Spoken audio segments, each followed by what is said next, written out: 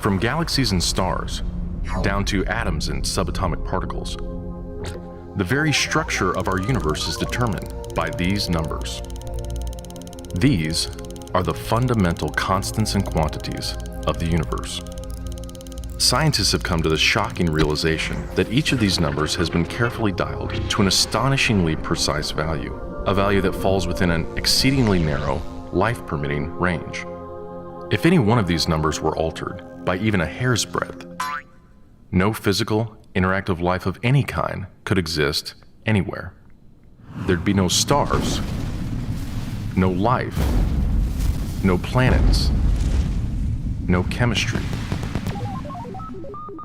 Consider gravity, for example. The force of gravity is determined by the gravitational constant. If this constant varied by just 1 in 10 to the 60th parts, none of us would exist. To understand how exceedingly narrow this life-permitting range is, imagine a dial divided into 10 to the 60th increments. To get a handle on how many tiny points on the dial this is, compare it to the number of cells in your body, or the number of seconds that have ticked by since time began. If the gravitational constant had been out of tune by just one of these infinitesimally small increments, the universe would either have expanded and thinned out so rapidly that no stars could form and life couldn't exist, or it would have collapsed back on itself with the same result: no stars, no planets, and no life. Or consider the expansion rate of the universe. This is driven by the cosmological constant. A change in its value by a mere 1 part in 10 to the 120th parts would cause the universe to expand too rapidly or too slowly. In either case, the universe would again be life-prohibiting. Or another example of fine-tuning. If the mass and energy of the early universe were not evenly distributed to an incomprehensible precision of 1 part in 10 to the 10 to the 123rd, the universe would be hostile to life of any kind. The fact is, our universe permits physical, interactive life only because these, and many other numbers, have been independently and exquisitely balanced on a razor's edge. Wherever physicists look, they see examples of fine-tuning. The remarkable fact is that the values of these numbers seem to have been very finely adjusted to make possible the development of life. If anyone claims not to be surprised by the special features that the universe has, he's hiding his head in the sand. These special features are surprising and unlikely. What is the best explanation for this astounding phenomenon? There are 3 live options. The fine-tuning of the universe is due to either physical necessity, chance, or design. Which of these options is the most plausible? According to this alternative, the universe must be life-permitting. The precise values of these constants and quantities could not be otherwise. But is this plausible? Is a life-prohibiting universe impossible? Far from it. It's not only possible, it's far more likely than a life-permitting universe. The constants and quantities are not determined by the laws of nature. There's no reason or evidence suggests that fine-tuning is necessary.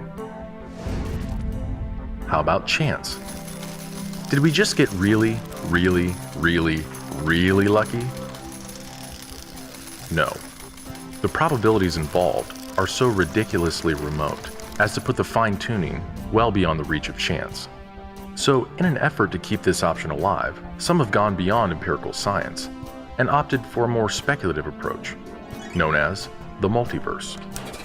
They imagine a universe generator that cranks out such a vast number of universes that, odds are, life-permitting universes will eventually pop out. However, there's no scientific evidence for the existence of this multiverse. It cannot be detected, observed, measured, or proved. And the universe generator itself would require an enormous amount of fine-tuning. Furthermore, small patches of order are far more probable than big ones. So the most probable, observable universe would be a small one, inhabited by a single, simple observer. But what we actually observe is the very thing that we should least expect: a vast, spectacularly complex, highly ordered universe, inhabited by billions of other observers. So even if the multiverse existed, which is a moot point, it wouldn't do anything to explain the fine-tuning. Given the implausibility of physical necessity or chance, the best explanation for why the universe is fine-tuned for life may very well be it was designed that way.